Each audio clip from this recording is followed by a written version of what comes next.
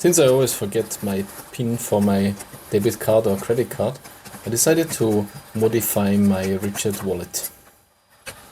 I will engrave the PIN codes in a special way on the back. You can see it now. I use a Dremel 2mm diamond drill to engrave it. I have my own way of masking the numbers with letters and numbers, so that only I know how to read it, but I will have the numbers with me. You can see it's done. I engraved it. Now I'm cleaning it a little bit with alcohol. Also cleaning my table because this carbon fiber dust doesn't go away by itself. Then I use a marker to fill up that the numbers are easier visible.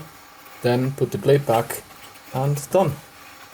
Now you can see it fits, it looks nice, and I can read the numbers anytime.